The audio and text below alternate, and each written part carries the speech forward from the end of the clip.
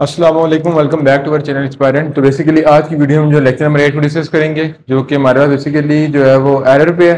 तो इस previous lecture में हमने जो बेसिकली जो है वो प्रीफिक्सेस, साइन नोटेशन और उसके प्रीफिक्सेस को कवर किया था। तो इंशाल्लाह आज की वीडियो में हम जो एरर को कंप्लीट डिटेल में देखेंगे कि एरर के टाइप्स क्या हैं, एरर को कैसे कम किया जा सकता है। तो स्टार्ट करते हैं अब अपनी वीडियो को विद द नेम ऑफ अल्लाह, बिस्मिल्लाहिर रहमानिर रहीम। और आज सबसे पहले अपने मतलब के टॉपिक की तरफ, के टॉपिक हमारे पास क्या है तो समझने की कोशिश करते हैं कि टॉपिक में लिखा हुआ क्या है।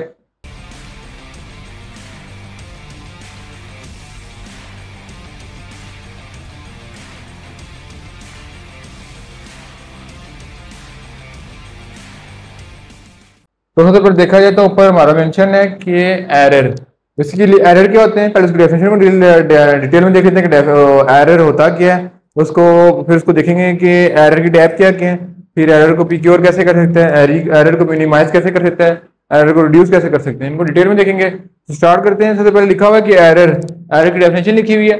Error is a doubt that exist about any result of any measurement. यानी एरर कहाँ से आता है, यानी एरर किसी भी मेजरमेंट में जो हमारे पास डाउटफुल चीज होती है। दैट्स सपोज हमने मेजरमेंट की, हम एक घर की मेजरमेंट कर रहे हैं, उसमें डाउटफुल चीज होगी, उसको आप जो डाउटफुल चीज हम जिसे कह रहे हैं उसको बोलेंगे एरर।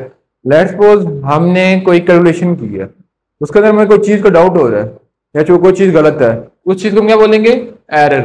उसके बाद क्या है, फॉर एवरी मेजरमेंट, यानी हर measurement there is always a margin of doubt. यानी जब भी कोई मेजरमेंट कर सकते हैं, ख्वाह वो 100% जो है 100% क्यों ना हम अपनी तरफ से कह रहे हो कि ठीक है, लेकिन वो 99% ठीक होगा, इसमें 1% एरर का चांस होगा।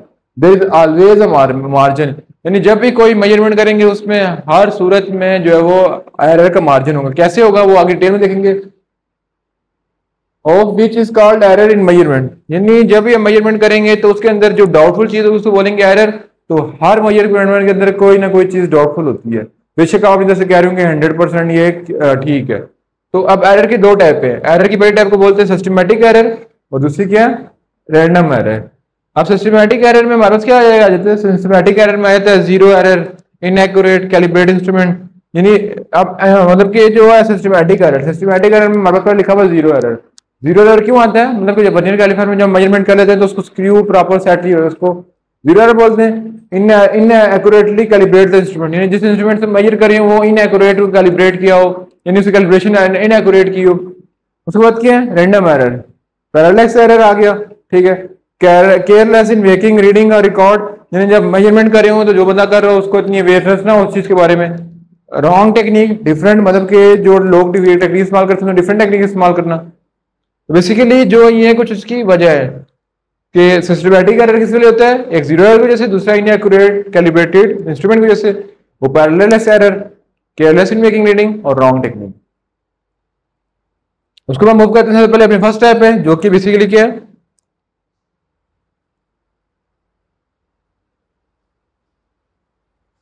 अब यहाँ पे आ जाते हैं तो यहाँ पे हमारे पास पहले टाइप है सिस्टमैटिक एरर। सिस्टमैटिक एरर की डेफिनेशन देख लेते हैं कि error that tend to be in one direction, either positive और नेगेटिव। यानी ऐसा कोई भी एरर जो एक डायरेक्शन में होगा, एक डायरेक्शन में अगर बहुत डायरेक्शन वर्क करे तो पॉजिटिव भी हो सकता है, नेगेटिव, मतलब कि दोनों डायरेक्शन मूव कर रहा था। तो ये ओनली वन डायरेक्शन होगा।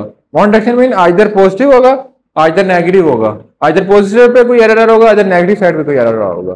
तो इसको बोलते हैं हम सिस्टमैटिक एरर। अब सिस्टमैटिक एरर की हमने फर्दर दो कैटेगरीज में डिस्ट्रीब्यूट किया है। सिस्टमैटिक एरर में जो फर्स्ट कैटेगरी इसको बोलते हैं इंस्ट्रूमेंट एरर, यानी दूसरा है पर्सनल एरर। अब इंस्ट्रूमेंट एरर को डिटेल में देख लेते हैं, फिर पर्सनल एरर को डिटेल में देख लेंगे। इंस्ट्रूमेंटल एरर, अब इंस्ट्रूमेंटल एरर बोलते हैं कि ऐसा एरर जो किसी इंस्ट्रूमेंट की वजह से आ रहा हो। अब मैंने इंस्ट्रूमेंट का बोला तो आपके जहन में मतलब कि कोई ना कोई कंफ्यूजन हो रही है कि व्हाट मीन बाय इंस्ट्रूमेंट। यानी इंस्ट्रूमेंट का मतलब ऐसी कौन चीज है जिसकी मतलब इंस्ट्रूमेंट के थ्रू एरर आ रहा होता है। यानी कि जब आप मेजरमेंट कर रहे हो तो जो आपका एरर आ रहा है वो ड्यू टू इंस्ट्रूमेंट आ रहा हो, मतलब आपकी कोई गलती नहीं है, जो आप इंस्ट्रूमेंट यूज कर रहे हो उसके वो फॉल्टी है, उसको बोलते हैं इंस्ट्रूमेंट एरर। अब इंस्ट्रूमेंट एरर ज्यादातर मतलब कि क्यों आता है, तो जब हमारे पास कोई न्यू चीज आ जाती है मार्केट में लेकिन हम ओल्ड यूज कर रहे थे। कैसे, लेट्स सपोज मेरे पास एक है, क्या बोलते हैं उसको, वर्नियर कैलिपर है, वो एक ओल्ड है एक पुराना है। जब मैं ओल्ड से मेजरमेंट ले कर रहा हूँ तो उसमें डिफरेंट रीडिंग आ रही होगी, जब मैं जो है वो न्यू से करूंगा तो डिफरेंट मेजरमेंट आ रही होगी। तो जो हमारे पास अब अपनी तरफ से हम सही मेजरमेंट करें, लेकिन वो क्या है, इंस्ट्रूमेंट एरर में आ रही है, क्योंकि वो एरर आ रहा है। एरर क्यों आ रहा है? ड्यू टू इंस्ट्रूमेंट आ रहा हो।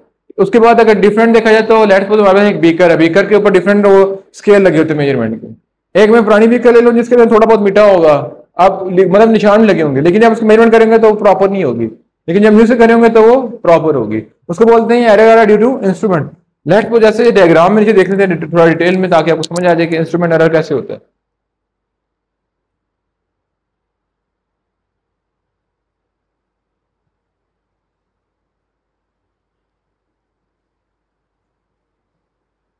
अब देखा जाए तो इस मतलब कि हमारे पास दो स्टॉप वॉच है, स्टॉप वॉच वन,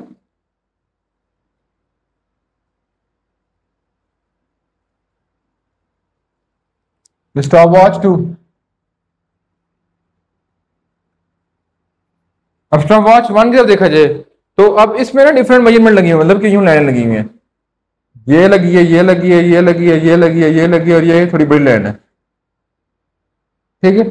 फिर ये लगी है, फिर ये लगी है, फिर ये लगी है, फिर ये और ये बड़ी लाइन है, मतलब कि ये 1 2 3 4 और ये 5 हो जाएगी, ठीक है। ये 1 2 3 4 और 5 और ये फिर 1 2 3 4 5, ठीक है। अब देखा जाए तो जब ये 60 पे होगी, मतलब कि जब इस बड़ी सुई पे होगी, हम कहेंगे ये पूरे के पूरे टाइम बज रहे, मतलब कि लेट्स सपोज मैं क्लॉक की स्पीड की बात कर लूँ तो ये मेरे पास क्लॉक ड्रॉ कर लिया, ये मेरे पास हो गया 1 2 3 4 और ये 5, ठीक है। तो जब मैं कहूंगा कि यहाँ पे मेरे पास सुई है, लेट्स सपोज ये यूं जा रही है और यूं जा रही है, जब एक्यूरेट इस पॉइंट के ऊपर टच हो रही होगी इस पॉइंट पे, तो हम कहूंगा 60 पे है, ठीक है। तो जो इस डायग्राम में देखा जाए तो बिल्कुल इसी एग्जैक्ट पॉइंट पे है, ठीक है। तो हम कह रहे हैं कि इसमें एरर नहीं है, लेकिन इसमें क्या एरर, मतलब इसके अंदर एरर नहीं है, इसके अंदर जीरो एरर है, कितने का? 2 का। मतलब कि क्लॉक इसी तरह देखा जाए तो यूं है, यूं फिर यूं, यानी 55 56 57 58 59 और ये 60, ठीक है। आप जो यहाँ से सुई आ रही है, अब सुई की एग्जैक्ट पोजीशन किधर है?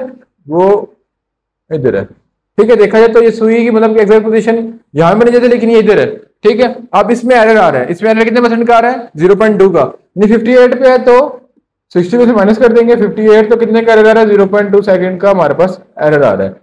तो अब हम जब इस मतलब कि आप देखा जाता है जब हम क्लॉक पे टाइम देख लेते हैं, लेट्स सपोज हमारे पास एक डिजिटल क्लॉक होती है, एक मैकेनिकल स्टॉपवॉच होती है या एनालॉग स्टॉपवॉच होती है। तो जब हम घड़ी पहनते हैं जो हमारी दीवारों पे मतलब लगी होती है, जब उस पर टाइम देखा जाता है तो टाइम उसमें यूं देखा जाता है कि जब उस पर टाइम देखा जाए तो वो यूं क्लॉक की वाइब मतलब यूं होती है। तो लेट्स सपोज 1 2 यहाँ पे सुई, तो हम कहते हैं कि अभी हमें एग्जैक्ट टाइम नहीं पता, इस दरमियान मतलब हमें पता नहीं है कि किस पे सुई पड़ी है, इधर जो है वो 5:10 हुए, 5:08 हुए, 9 हुए, हम राउंड ऑफ कह देते हैं 10 हुए या 5 हुए, ठीक है। लेकिन जब डिजिटल स्टॉप वॉच होती है तो हमारे पास टाइम मिनट और सेकंड शो करी होती है। तो जो हमारे पास स्टॉप वॉच आती है फॉर मेजरमेंट, जैसे हम टाइम देख रहे हो तो हम सिंपल जो मेजरमेंट कर मतलब कि जो स्टॉप वॉच की मेजरमेंट करे होते हैं उसमें भी हमारे पास एरर होता है, जो हमारे पास घड़ी होती है उसमें भी एरर होता है। अब जो डिजिटल होती है वो एक्यूरेट टाइम बता होती है, लेकिन जो एनालॉग होती है वो एक्यूरेट टाइम नहीं बताती, हम खुद से ये 1 2 मिनट आगे बता होती है, 2 मिनट पीछे बता देते हैं, क्योंकि वो एनालॉग होती है, उसमें लिखा हुआ नहीं था कितने बजे कितने मिनट हुए, ठीक है। आई होप सो आपको अंडरस्टैंड हो गया होगा। अब मूव करते हैं, मतलब कि इसके इंस्ट्रूमेंट एरर को डिस्कस किया, अब डिस्कस करते हैं सेकंड को जो कि हमारे पास है।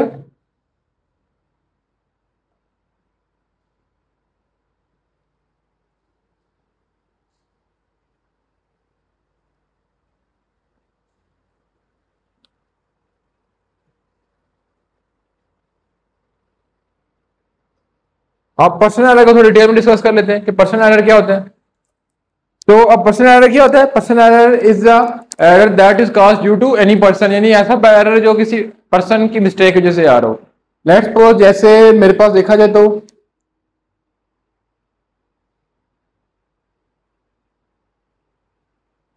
मेरे पास एक स्केल है, ठीक है। मैंने यहाँ पे एक पेन रख दिया, यहाँ पे मैंने ये डॉट है, यहाँ पे डॉट है, ठीक है। अब इसके रिस्पेक्ट से मैंने देखना है कि ये डॉट का स्केल के रिस्पेक्ट से कितनी रीडिंग बन रही है, ठीक है। तो अब एक बंदा देख रहा है, मतलब कि ये मैंने लेट्स सपोज पेन रख दिया है, अब पेन में यहाँ देख रहा हूँ तो मैं टिप देख रहा हूँ पेन की यहाँ पे पड़ रही है, ठीक है। अब अगर यूं देखूंगा तो मेरे पास सामने पेन की टिप यहाँ पे पड़ रही है। अब आपने जब भी कोई कैलकुलेशन करनी है तो आपने ये नहीं करना है, लेट्स सपोज अगर गिलास पानी के फिलर के रखे ना, अगर हम ऊपर से देखेंगे तो हमें लगेगा ग्लास जो है वो मतलब कि हाफ मतलब कि कम है, उसमें पानी कम है, लेकिन अब ये ऊपर कर देखेंगे तो कहेंगे पानी रहता है। लेकिन जो एक्यूरेट रीडिंग है वो क्या है, जब स्ट्रेट देखेंगे तब उसकी एक्यूरेट रीडिंग है। तो यहाँ से जब इसकी स्ट्रेट रीडिंग मेजरमेंट करा तो वो एक्यूरेट है, तो वहां पे हमारे पास बन रहा है लेट्स सपोज 8 है, 8.2, 8.4, 8.5, 8.6, 8.8 बन रहा है, ठीक है यहाँ पे रीडिंग, ठीक है, ये लेट्स सपोज 9 बन रहा है राउंड ऑफ करके, ठीक है। लेकिन जब वहां से देख रहे हैं वहां से कितनी बन रही है, 8 बन रही है, तो डिफरेंस आ रहा है, बहुत ज्यादा डिफरेंस आ रहा है। तो ये एरर क्यों आया, basically due to inaccurate angle, मतलब कि जो पर्सन देख रहा था उनका एक्यूरेट एंगल था। जब भी किसी चीज की मेजरमेंट करनी है तो वो उसके स्ट्रेट मेजरमेंट करते हैं। जब स्केल को मतलब स्केल से कोई लाइन लगानी हो तो हम स्ट्रेट लगा रहे होते हैं, यानी कि तिरछी लगा लेंगे तो वो टेढ़ी हो जाएगी। अब पर्सन एरर क्यों आता है, क्यों टू मतलब कि due to lack of information about person, यानी पर्सन को उसकी इन्फॉर्मेशन नहीं होती, जिससे हमारे पास ये एरर आ जाता है। तो अब instrument error due to in instrument, यानी इंस्ट्रूमेंट में क्यों आ रहा था, क्योंकि हम कोई फॉल्टी इंस्ट्रूमेंट यूज कर रहे होते हैं। और पर्सन एरर, पर्सन को उसकी रीडिंग करने का प्रॉपर तरीका नहीं पता होता।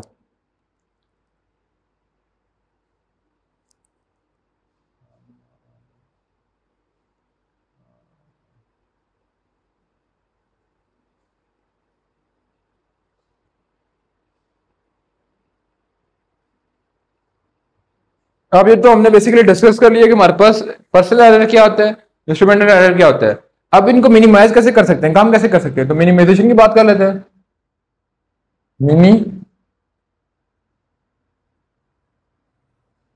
मिनिमाइज कैसे कर सकते हैं, तो सबसे पहले मिनिमाइज कैसे करते हैं इंस्ट्रूमेंट एरर को, तो इंस्ट्रूमेंट एरर को मिनिमाइज कर सकते हैं by replacing a faulty instrument या old instrument with a new instrument, यानी कोई भी हमारे पास जो फॉल्टी इंस्ट्रूमेंट है उसको हम रिप्लेस करते हैं विद अ न्यू इंस्ट्रूमेंट। उसके बाद दूसरे हम कैसे मतलब कि इंस्ट्रूमेंट एरर खत्म कर सकते हैं, by taking a lot of measurement and taking average of them, यानी ज्यादा से ज्यादा मेजरमेंट ले लें और उनकी एवरेज देखेंगे, एवरेज से रिजल्ट क्या बन रहा है, ठीक है। दो हो गए। उसके बाद इंस्ट्रूमेंटल एरर को कैसे खत्म कर सकते हैं, इंस्ट्रूमेंटल एरर को खत्म कर सकते हैं कि यूज अ प्रॉपर थिंग, यानी फॉल्टी थिंग के बजाय हम प्रॉपर थिंग को यूज करें। और अब पर्सनल एरर की बात कीजिए तो पर्सनल एरर को कैसे खत्म कर सकते हैं कि प्रोवाइडिंग मतलब के प्रोवाइडिंग इन्फॉर्मेशन, मतलब जो पर्सन उसको प्रोवाइड इन्फॉर्मेशन करना है कि उसकी मेजरमेंट कैसे करनी है। दूसरा कि वाइल टेकिंग है मेजरमेंट उसकी कंप्लीट डिटेल पढ़ लें, ताकि मतलब कि उसकी मेजरमेंट हम कैसे करनी है, ये ना हो कि लेट्स सपोज एक केमिस्ट्री का बंदा हो वो फिजिक्स की पढ़े किसी चीज की मेजरमेंट करो, और जब केमिस्ट्री का जो फिजिक्स का बंदा हो केमिस्ट्री की मेजरमेंट करोगे तो डिफरेंट रिजल्ट आ जाएंगे, ठीक है। यानी जो पर्सनल एरर को कम कैसे कर सकते हैं कि जिस चीज को मेजर करना हो उस चीज के बारे में मतलब कि पर्सन को मेजर कर रीडिंग को मेजर करना आता हो। दूसरा जो है मतलब कि मेजरमेंट करते वक्त 3 से 4 दफा मतलब मेजरमेंट कर ले, लेट्स सपोज जब एक्यूरेट एंगल से मेजरमेंट करा होगा तो अगर 3-4 दफा करेगा तो एक टाइम बनना पड़ेगा, मतलब 8.7 8.8 तक बनना होगा। लेकिन इनएक्यूरेट तरीके से करेगा तो कभी 8 पे आएगा, कभी 7 पे आएगा, कभी 10 पे आएगा, तो उसको पता चल रहा होगा कि मेरे में एरर है। उसके बाद नेक्स्ट टॉपिक में आए थे,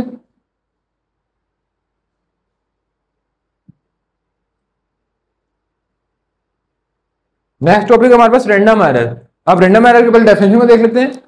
error which occur irregularly and hence are random error with respect to sign and size, यानी जो है वो बेसिकली रैंडम एरर किस लिए आता है, random error is occur due to irregularity hence with respect to sign and size, यानी जो है वो random error with respect to sign and size की वजह से वो रैंडम एरर आ रहा होता है, ठीक है। अब इरेगुलर मीन कि जिस चीज की मेजरमेंट कर रहा हूं वो इरेगुलर हो, मतलब कि जैसे लेट्स सपोज इस कमरे की मैं मेजरमेंट कर रहा हूं, ठीक है। अब इस कमरे का टेम्परेचर डिफरेंट होगा क्योंकि इसमें लेट्स सपोज अगर सराउंडिंग में मतलब कि अगर लेट्स सपोज यहाँ पे यहाँ से हवा इंटर भी हो सकती है और एस्केप भी हो सकती है तो इसका टेम्परेचर डिफरेंट होगा।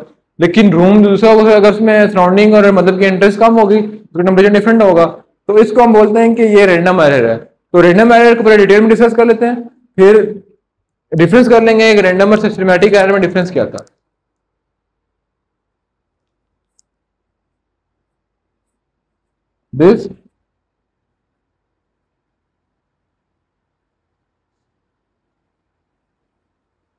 This error occurred due to different pressure, volume, temperature and air। Pressure, volume, temperature, air and gases भी हो सकती हैं, ठीक है। अब ये आता है कि due to different temperature, pressure and gases, let's suppose let's suppose मैंने मतलब कि इस रूम टेम्परेचर का टेम्परेचर को मेजर करना है, ठीक है। अब हर वक्त टेम्परेचर एक जैसा नहीं होगा। लेट्स सपोज मैं अभी मेजरमेंट कर लेता हूँ, मैंने मेजरमेंट कर लिया तो मेरे पास आ रहा है 2.5, सॉरी 2.5 कम हो जाएगा। मैं लेता हूँ अभी गर्मियाँ हैं तो तकरीबन आ रहा है 35 सेल्सियस, ठीक है। मैंने मेजरमेंट की 35 सेल्सियस से, फिर एक सेकंड बाद मैंने मेजरमेंट की तो ये हो गया 41 सेल्सियस, ठीक है। अभी क्यों टेम्परेचर डिफरेंस इन रूम, मतलब टेम्परेचर एक जैसा नहीं रहेगा, वो कांस्टेंट नहीं है, वो चेंज होता रहेगा विद रिस्पेक्ट टू सराउंडिंग। तो इस चीज ऐसे एरर को बोलते हैं रैंडम एरर। दूसरा इसमें आ जाता है, लेट्स सपोज एक पर्सन मेजरमेंट कर रहा है, उसकी पर्सन की मेजरमेंट भी डिफरेंट होती है, मतलब कि पर्सन measuring